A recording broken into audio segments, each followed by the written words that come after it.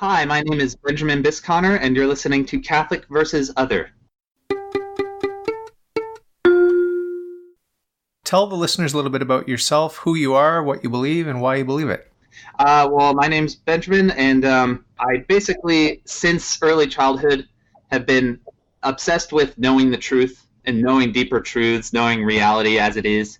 And I was homeschooled Catholic, and then went to a private Catholic high school, and then went to a private Catholic college. And the whole time I was growing and learning and developing my faith. And then the last 2 years of my college education in Franciscan University, it was the little details in philosophy and metaphysics that were sort of beginning to derail my beliefs in the nature of the supernatural. And then everything kind of came crashing down all at once. And ever since then, I've considered myself pretty secular-minded, but I am trying to keep my mind open to any and all possibilities, as I always have.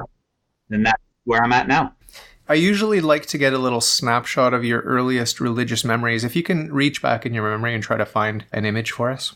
Definitely. My earliest memory is actually my parents teaching me how to pray before bed. They would do the Our Father and Hail Mary and kind of go over the things to be thankful for. And I remember, kneeling next to my bed and then reciting the Hail Mary. And I remember not really understanding the words at the time, but they had a picture of the Virgin Mary, and they had a picture of a guardian angel.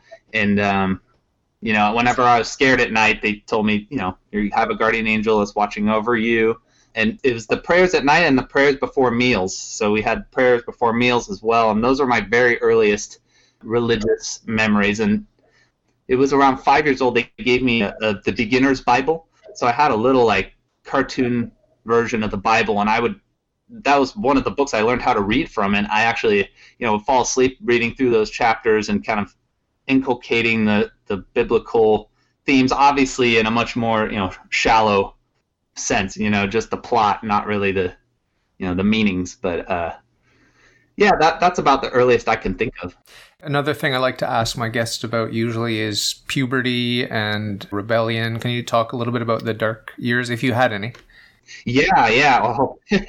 Well, a lot of my dark years were just being madly obsessed with this girl in high school, and me having absolutely zero chance to even have a conversation with her.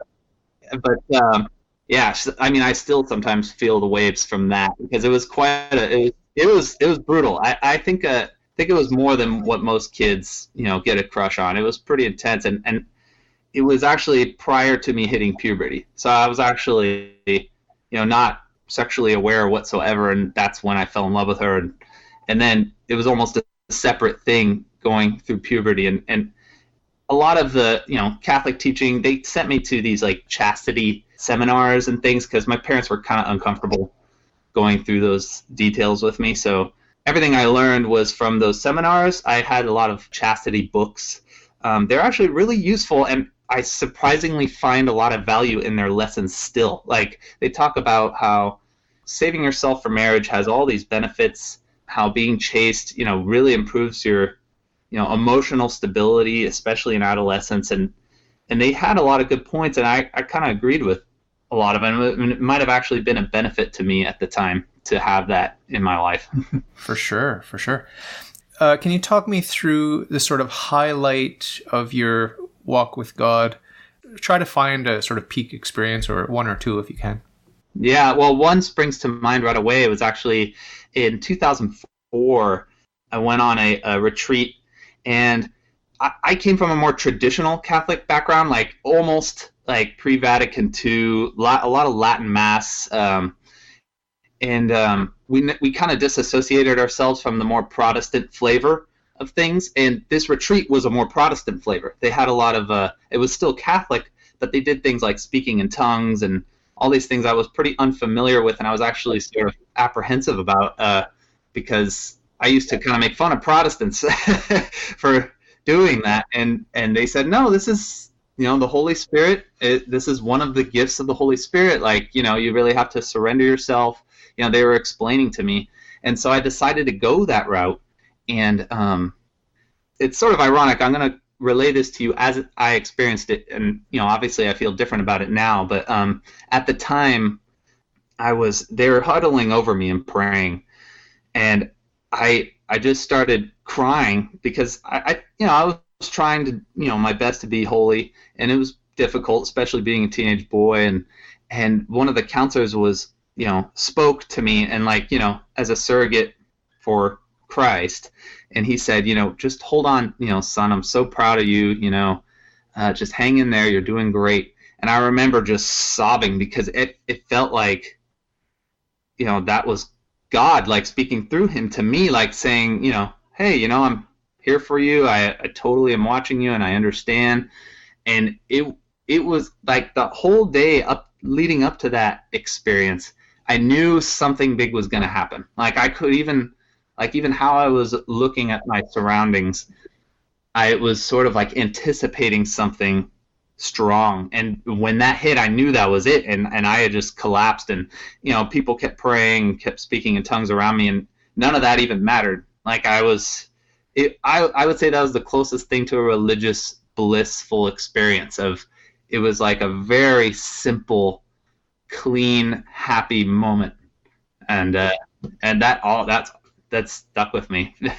Yeah, I'm very, very cautious about that charismatic movement, Catholic or otherwise, and I would be very cautious. But I am attracted to the whole self-surrender and the emotionality of it. Obviously, riding that wave of emotion can be thrilling, and it's precisely because it's so overwhelming that I'm very cautious about it. But I applaud those who are able to discern and plunge into that ocean.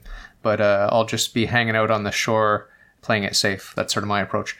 So can you talk a little bit about your parents' reaction to your sort of drifting away from the faith? Your parents or anyone else that's close to you that cares about the Catholic faith. Can you just talk about how that affected them and how that has maybe shaped some of the relationships and sort of communication? What's that like for you? For my dad, it was more of a somber occasion because he actually converted to being Catholic when I was about 7 years old. So I watched him get confirmed. It was a big part of what was making his life happy and helping him through things. And when I told him that, it was more of like a hopeful, this might not last sort of tone. Like, okay, if this is what you need to do for now, I'll still pray for you, and I'm still on your side, and he's pretty wise, and he knows not that if he pushes, it might backfire. So he's kind of taken a adult to adult attitude with me. Even at the time, I was only 22.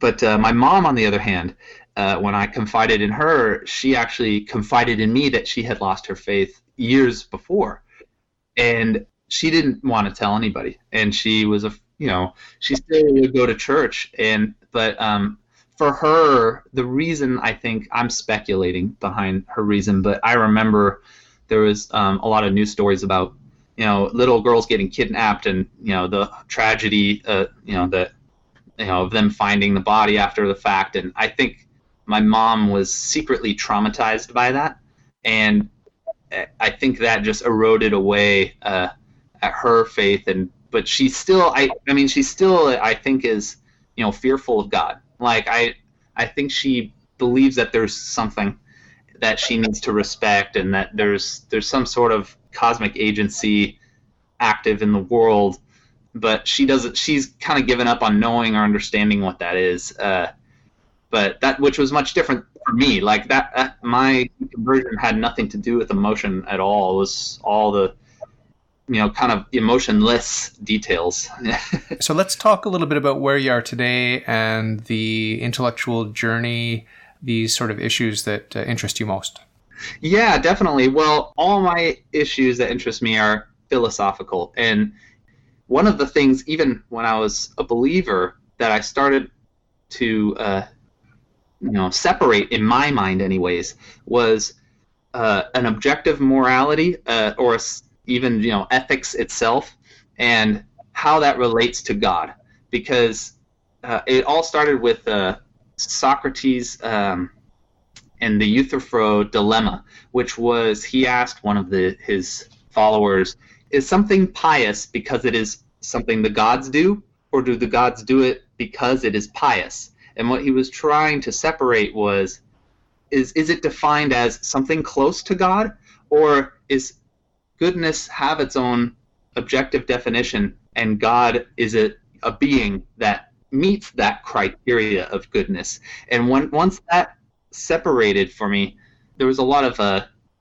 proofs for God that were kind of based on the moral angle that I couldn't even begin to follow because I had separated.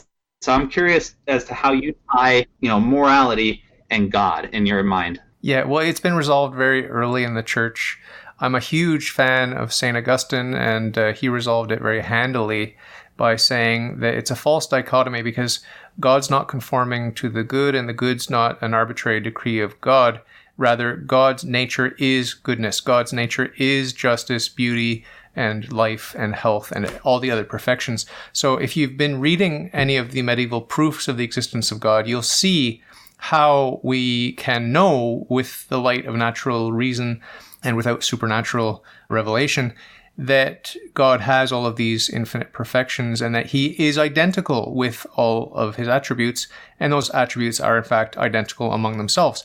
And God, as you know, is perfectly simple. He's not composed even of essence and existence. His essence is existence. So on that note, a lot of the explanation for the existence of evil in God's creation is the existence of free will. And free will defined as the capacity to choose between good and evil, right? No. Free will is not defined as choosing between good and evil. This again is St. Augustine, we never ever choose evil because there is no such thing as an evil thing. There's only an evil way. It's the way that we choose goods. Everything we choose is good, and every temptation you get from Satan will be a wonderful and good gift from God. For example, if you're married and Satan presents you with the temptation to sleep with a younger, hotter version of your wife, that younger, hotter woman is good. Everything about her is ontologically good. The way that you decide will determine if your choice is a moral choice or an immoral choice. You need to choose the higher good, and that will mean conforming to God's laws. So if you're oriented toward God, then everything naturally flows from that. But if you turn away from the light, you won't benefit from the light. You as a creature do have the free will to say yes to God or to not say yes to God. And there are many, many ways of not saying yes to God or of saying not yes to God. But at the end, they all come down to a no. Because at the end of the day, either you're in or you're out. There's heaven and there's hell. So there is no dichotomy between goodness and God because God is goodness itself. And any and every choice a creature would make is choosing the good element of the thing, and they may or may not choose it in the right process or attitude, and that attitude or process is parallel with or not parallel with God being the highest of the good. And that is where the evil component of being lack of good, kind of like a hole in Swiss cheese maybe, arise in our existence. Privation. Yeah, it's a privation. Another key word is perversion, because everything has a nature. God is the author of nature because there's the supernatural and then there's the natural, right? And so God made the natural world with natural laws, and you have a human nature. And so nature is part of God's plan. He made nature. He designed nature to be natural, and grace does not destroy nature. Grace perfects nature because God is the author of nature. So this word perversion is a good word because it's literally a turning away from the nature of things. It's a turning. We were made by God and for God. So when we put the creature first, or when we put ourselves first, as St. Augustine said, there are two cities characterized by two loves: love of God unto contempt of self, and love of self unto contempt of God. Those are the only two games in town. And as Kent Hovind said to me today, there are only two religions, the religion of Cain and the religion of Abel, and I agree with them completely. And so, this idea of perversion is literally a turning away from reality. This is also a definition of insanity. Sanity is recognizing reality and choosing to live in reality, and insanity is a failure to do that, whether a failure that's based on your own will or whether it's just a defect that's caused by original sin or the sins of others. But you can be sure that sin is the cause of evil in the world, and if there had been no sin, there would have been no evil, and we would still be in that perfect paradise of Eden. I can only speak for my own self and my own soul on this, but through my own soul searching, every time I examine the motive or intent behind all of my decisions, it does come to a self-interest, whether it's a direct self-interest, a roundabout self-interest. Like even if I choose to love God so I could go to heaven, I would be choosing that so I could go to heaven, so that I could see the truth because I want the truth. And I could never take myself out of the equation as the primary motivating factor when making a decision. And even if I separate myself via steps, if I'm honest with myself, that is where my intent truly lies. But that makes me suspect, and that makes me make an inference to everyone else.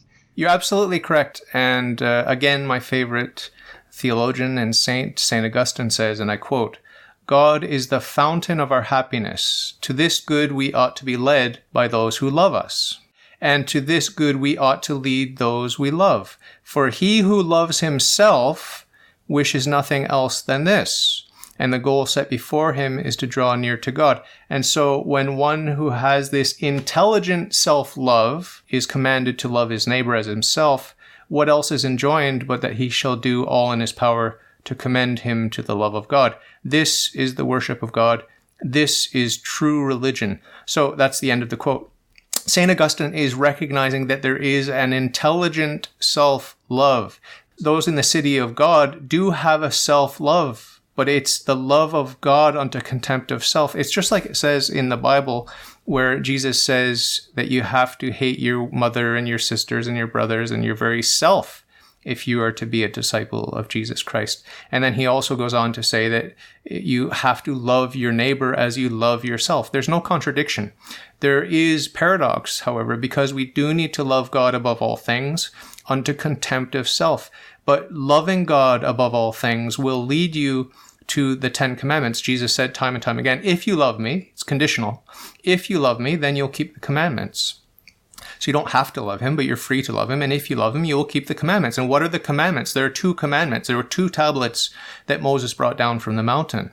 And the first tablet was all about the love of God, and the second tablet was all about the love of neighbor. But if you look at the love of God, that first tablet, the love of God is to keep the commandments. So it's self-referential. So all you're left with that has any content, really, any outlet for your love, will be the love of neighbor. And you're supposed to love your neighbor as yourself. So really, at the heart of the 10 Commandments is a sort of self-love. You love yourself, and you have to love your neighbor as yourself, because you can't put a cloak on God's back, you can't put a meal on his table, and you can't visit him in prison, and these sorts of things. So we're obliged to love ourselves. We are in a natural, finite world, and we have to live in this world with our neighbors. We have to take care of ourselves. We have to love ourselves. We have to love our neighbors. And this is how we actually love God. And if you look at someone like Mother Teresa, you'll see that in action, the 10 Commandments in action. If God's role in this equation is this abstract and this theoretical, and what it boils down to when it comes to making decisions is equivalent to saying, love yourself rationally and love your neighbors, you could almost skip the going through the God element and just go straight to loving yourself and loving your neighbor. And you wouldn't be able to distinguish somebody who's self-loving and who's empathetic with somebody who loves God, and the only way they can love God is through the environment that they have, which is with themselves and with others. Yeah. Well, Jesus addresses this paradox, and he says, if you love your wives and children, What big deal is that? The pagans are doing the very same thing. So if you examine the lives of the saints, I was an atheist for 25 years, and it was the saints that drew me into the Catholic Church. It wasn't anything else. It was the saints, the lives of the saints, and the deaths of the saints, and the way that they were willing to live and die for God. And they always put Jesus Christ first. They always put God first. And they put their neighbor first on that horizontal dimension. You could always see it, whether it's Maximilian Kolbe laying down his life in Auschwitz, or whether it's any of the martyrs throughout the past 2,000 years laying down their lives bravely. Saint Stephen, recorded in the book of Acts. All of them are doing wonderful things. Some of them are not martyrs in terms of blood, but many of them were martyrs in many other ways, dealing patiently with suffering and so on and so forth, and persecution. So that was really the turning point for me, where I was able to accept Christianity, because I was an anti-Christian atheist for so many years. And then when I converted to God the Father, I thought I must be either a Jew or a Muslim, because the last thing I wanted to be was a Christian. But it was the lives of the saints that really had an impact on me. And I don't think anyone can deny that. The only way to deny it is to not read the stories, to avoid the stories, or if you have read the stories, to quickly forget about them and dismiss them in your mind. But when you open the books and when you look at the lives of the saints, your heart will be touched. And I think it's a very, very powerful way to come back in touch with your faith. Well, two very interesting things to add to that. One, that's the exact same reason why my father converted to being Catholic. He was actually irreligious before. He wasn't necessarily anti-religious, but he had basically no interest in religion. And it was this, and I asked him, why are you converting? And he told me it was the stories of the saints. Exactly as you described it was my father's reason for becoming Catholic. And, all the stories I'm familiar with the stories, but all the stories are from my childhood, my early childhood. They are all books written for children. I do not believe that I read things that my father has read. I am extremely familiar with St. Maximilian Kolbe, because the high school I went to was Kolbe Academy, and it was named after him. So they obviously went through a lot of detail in Maximilian Kolbe's life. I have a lot of respect for that, and I wouldn't berate anyone for that being their reason. But part of what is unconvincing about it to me is that when you're a very, I would say, for lack of better terms, spiritually awakened person. There's probably a better psychological terminology, but I can recognize when there are people that are kind of on a higher level of consciousness that who have their views, their metaphysical views aligned in such a way that they have a better appreciation for the value of life and for the value of people. For anyone in that mindset to allow suffering, it's almost like hyper empathy in a way. Like it would be worse for them to endure whatever harm might befall their enemies than it would be for them to do it themselves, which is sort of what makes them tilt to that seemingly supernatural mode of living selflessly for others. And it is inspirational, because I would say that that is something that any human being would recognize as you're going beyond your obligations. You're like going from, I'm fulfilling the basic requirements of not being a bad person to being an extra good person on top of it. And I think anyone, secular or otherwise, acknowledges that that's a good thing and something that's admirable. Yeah. There's a little anecdote I want to tell you, whether it's true or whether it's just a sort of pious legend, I don't know. One of my favorite saints, St. Philip Neri, he was preaching at a church. There were all kinds of people coming to see him, some Catholic, some not. And the Holy Spirit spoke to him and indicated to him somehow, and for some reason, the most holy person in that church at that time. And the Holy Spirit indicated to St. Philip Neri, an elderly lady who was right close by to him, and she happened to be a Muslim woman.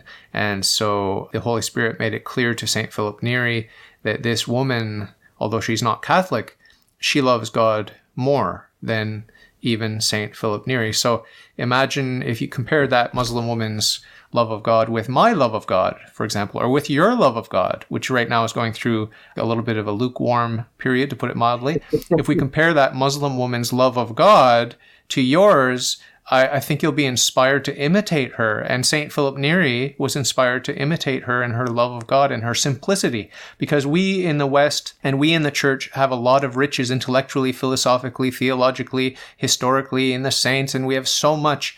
There is a tendency to stray from that childlike simplicity, which perhaps that elderly Muslim woman had. I'm just speculating here, but I think you get my point. Right. What that makes me think of a question for you, which is, how important is it to have your idea of God correspond correctly to the reality of God in order to love him properly? Because it feels to me like, nobody's going to have a correct idea of God. If you understand God, it's not God. This is a direct quote from St. Augustine. If you understand God, then it's not God. One of the first books that I read that got me excited about theism when I was an atheist was The Cloud of Unknowing, where we don't know who or what God is. It's a mystery, and there's just an apprehension, a blind apprehension. And I am interested in the via negativa. What is God not? For example, God is not spatial, he's not temporal, he's not composed of parts, he's not this, he's not that. Because if we're going to talk about infinity, that term is a negative term. It means not finite, not bounded. He's not bounded, right? But we can't wrap our heads around that. We really can't comprehend it. It really is, I think, one of the best proofs of the existence of God that we even have a word infinity, or that we have that little sideways 8 symbol for infinity, and that we can do manipulations with infinities and the different kinds of infinities in mathematics and this sort of abstract thinking. Now that I'm a believer, it just seems to me obvious and self-evident that yes, we are made to interact with God. I mean, we have the capacity to go beyond. We're always striving. We're always seeking after more truth, more knowledge. I mean, we're never satisfied. We're always seeking and searching. Through faith and through prayer and through contemplation and through self-surrender, as the charismatics, bathing in the very water, like a fish in water. And there's some people that start to doubt that there is this thing called water. And the problem with proofs about God's existence and evidence for the existence of God is not the lack of evidence, it's the superabundance of evidence for the existence of God. And as a fairly fresh monotheist, I'm still very, very excited and overwhelmed by the abundance of evidence, and it's just everywhere. It's palpable. It's like that fish that becomes aware that not only is he swimming in water at all times, but the very air outside, if he pokes his head out of the water into the air, the very air is full of vapor, and his very body is 70% water, or whatever it is for fish is actually water, but it's permeating everything. God is fully transcendent, like the Muslims say, but he's also fully immanent. A lot of atheists come to me and they say, David, you're going to get bored in heaven. And they don't understand what love is. You never get bored with love. You always want more love. And in all eternity in heaven, we will be getting to know God and contemplating God. And it's a process, a constant process of discovery. And when I use the word process, it brings to mind a temporal sort of process, but it's only because I have to use language from within the natural to describe something that is atemporal and that is in the supernatural eternity of God's presence. But we will never fully comprehend God, but we will always be discovering more and more of his beauty and his justice and his life, his very life. We'll enter into the Sabbath of God, the peace of God, the rest of God, and the love of God. I think that's the most exciting part. Indeed. I really liked everything you had to say. I actually had to take some notes because I wanted to respond to certain things if I didn't want to interrupt you. So I have about 5 things I want to say in response to everything you were saying. One is the human brain's ability to abstract. It simplifies and categorizes objects, and then it's able to manipulate its characteristics. And once we can name a characteristic, once we put that name, we can just very arbitrarily remove that, and then even without a mental referent, we can almost kind of play the word games of whatever those things or elements are. And, sometimes it does benefit us, like with quantum mechanics, where things are so complicated that, our brains are literally incapable of handling the reality that exists. We could at least do the math because we were able to do that. But it also kind of opens a door for error, because you could say, I want an infinitely tall ice cream cone that never existed, but there's no way it could. Like, just because we could say the words and put those words together, doesn't necessarily mean there has to be an infinite ice cream cone. And one of the technicalities of God and his characteristics that really got me in 2009 was the idea of being outside of space and time, because God has being and is being, and we would say he exists now in this moment or in the future or in the past, and all of those things. Like, I think it was Immanuel Kant, the philosopher, that was saying that we can't escape the category of time outside of our thought. Like, if it's thought in a space and a time. St. Thomas Aquinas famously said that our faith does not terminate in propositions. It terminates in the realities that are indicated by those propositions, and that those propositions point us to and that they refer us to. Okay, so this is an important point that I want to make about language. We live in a postmodern age where language has become very dominant in terms of philosophy and understanding ultimate reality in terms of grammar and language. And one of my favorite quotes by Friedrich Nietzsche was, "We will not have killed God completely until we have killed grammar, the grammar of language, spoken and written language." So I think that's a very, very powerful insight that he had. It's another one of these proofs of God where I just hear someone communicating to me and they're claiming to be an atheist, and I'm just thinking to myself, this person is making a lot of sense, a whole lot of sense. Therefore, God. This idea of grammar and how hard it is. I don't know if you've tried to break the rules of grammar. You can break one or two. You can break maybe a handful in one sentence, but you can't completely destroy it. It's really, really hard. The other thing I wanted to mention was Kant and transcendentalism. This is a really dark turning point in the history of Western philosophy, and the Protestant movements have really picked up on this. It leads to fideism. The Muslims have picked up on this idea, and there's a sort of fideism with them as well, where God is completely transcendent.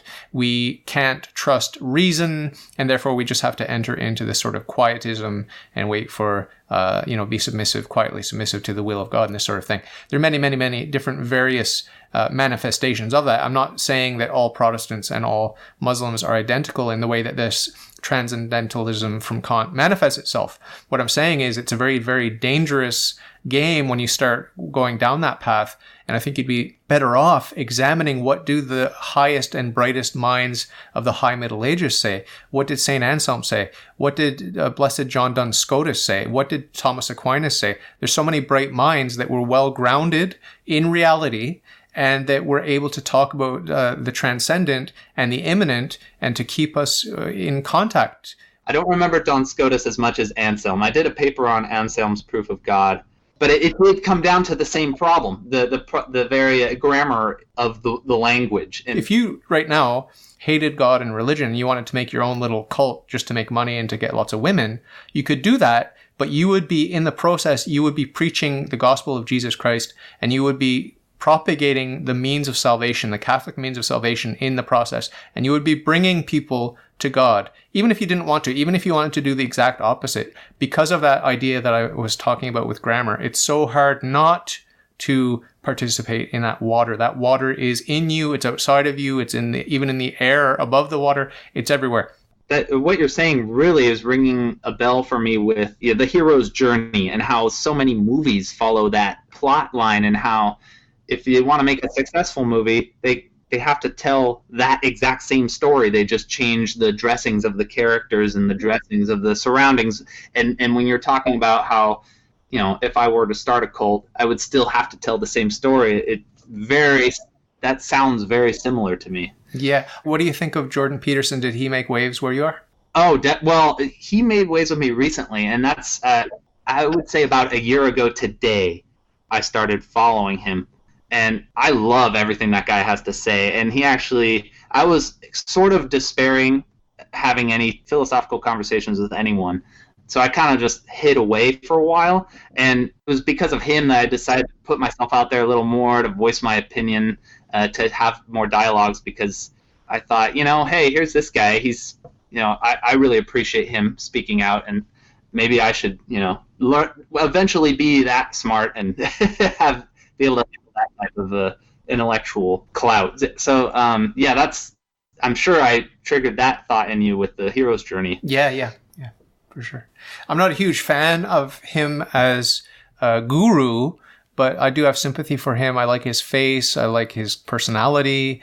I'm touched by him. I feel a lot of sadness when I look in his eyes. I think he is one of the rare true nihilists walking the planet today. Someone who's really looked over the edge, and I wish him well, but he's in a really, really dark place, I think.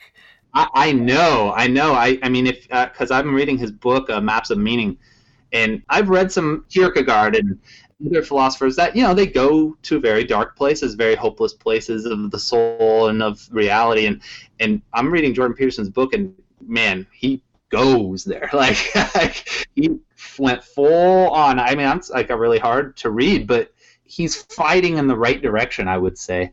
But I feel like I agree with you on that there is that sadness in his eyes, and I appreciate how honest he is about it, because one thing about most atheists that I don't share in common with them is what the consequences of accepting atheism really are, existentially. Like, so many try to play it off like, it's fine, like, you don't need that fairy tale, and why are you tripping? Like, no, it's a pretty big deal. Yeah. I don't know if you know, but my conversion to God was a deeply angst-filled existential trip where I just had a confrontation with life itself. And I had drifted into hard solipsism after many years of studying philosophy as a hobby. And it was really, really, really dark place. And so I have a lot of respect and sympathy for the true existentialists. And I would put Jordan Peterson in there in some kind of way. I mean, everyone's obviously got their own twist on things. And I'm not as excited about psychology and the archetypes and this sort of Jungian stuff. But I'm very sympathetic to the existential philosophy. I think it is actually one of the best forms of therapy and one of the best ways of confronting yourself. And like Socrates said, Socrates is probably my favorite philosopher ever. His idea was know yourself, and the Catholic Church teaches the same thing. If you do not know yourself, you cannot go to heaven. So there's a very existential quest at the heart, I think, of philosophy. I think existentialism captures the heart of philosophy, and it will lead you to God. Either that, or you'll just go insane. Yeah, well, it's not that hard for me to imagine myself going insane. Especially, certain philosophies I'll be reading, and I'm like, I feel my brain melting as I'm trying to comprehend the words on the page, but because they're so far beyond me. But anyway, one thing I noticed in myself as I was listening to atheists when I was Catholic was I felt more calm, almost like it was simpler. Like it was like it was a lot of intense emotion in trying to be a good Catholic and trying to balance a chaste relationship, trying to balance my conscience with, the weight of salvation on my shoulders and the weight of souls, knowing that, that they're damaging their souls was so like a huge emotional burden. And this wasn't the reason why I was moved to atheism, but I have to acknowledge that there was a sort of like a quiet, like I was watching, I think it was Matt Dillahunty, and they had their Atheist Experience podcast. It was like him and some other girl, and people would call in so like filled with emotion, and they would just calmly be like, it's okay, it's not real, don't worry about it. And I remember thinking, is it like like that would be almost nice in a way, like Yeah. Well, I think that a lot of saints talk about this. A couple of quotes come to mind. One of them is by Chesterton, actually. I don't know if you're a fan of G.K. Chesterton. I know him, but I think I read Orthodoxy in high school, and that I don't remember. Okay. Anyway, he said something about only living things can swim upstream against the stream, but if you're just a dead piece of organic matter, you'll naturally flow with the stream, right? So there's that sort of release, like, well, yes, I want to stop swimming upstream, and I'll just let myself go with the flow. And this is what Jesus, I guess, described as that easy and broad highway that leads to hell and destruction, right? So I think it might have been Archbishop Fulton Sheen who said that there's only one way to stand erect, and there are many, many, many ways. Any way you turn, there is an opportunity for you to fall and to just relax and to just give up the fight. And it's by acknowledging our weaknesses and asking God to strengthen us that we're able to stand. It's only by the grace of God that we do anything.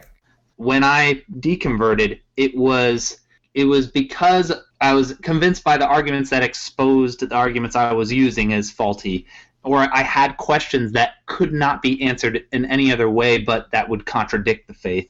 And so, even, because I actually wrote a big proof, when I was Catholic, for the existence of God and all that, and I was trying to make it as bulletproof as possible, and I showed it to my dad, and he said, it doesn't matter. Like, that's not how you're going to convert people. Only God converts people. Very similar to what you were saying. And maybe it's just me, but it's really hard for me to think any other way, because that's how I'm being led. So I feel like I'm one good theological paper away from having all my errors exposed, and that will just be it, because that's what pulled me away. Like, and so if it could pull me away, it could bring me back. Like, I feel like the attitude follows the conclusion. So if once I realize, oh, God is there and God is good and he's looking out for me, okay, now I'm going to, submit my will and my intention and my love in that direction. And part of why I think I have this mindset is because I was very frustrated with Protestants that I was trying to convert, because they would turn me off at, once I brought logic and reason in.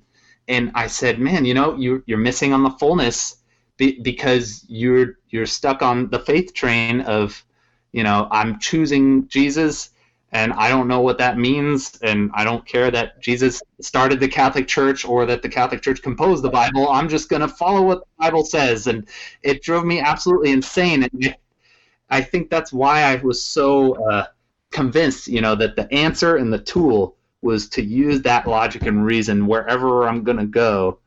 And that's where I always start, at least mentally. And then I hope that, my heart would follow whatever the logic dictates, actually. Yeah. The Project of the Middle Ages was very clear. It's faith seeking understanding. It's not understanding seeking faith. Okay, that's number one.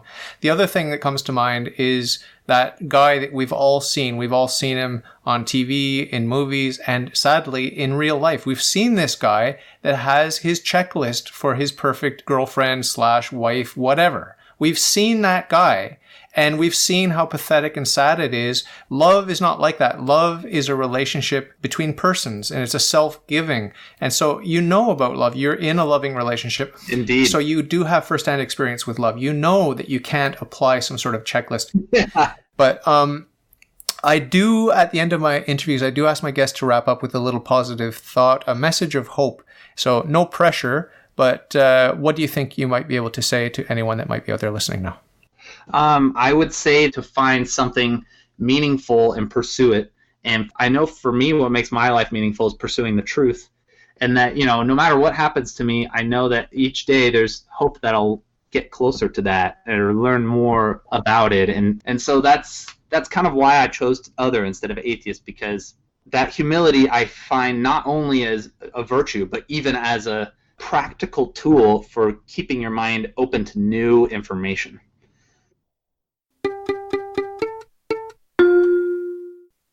If you like your worldview, if you think it's swell, if you got some questions, ask me and I'll tell. All you got to do is ask. All you got to do is ask.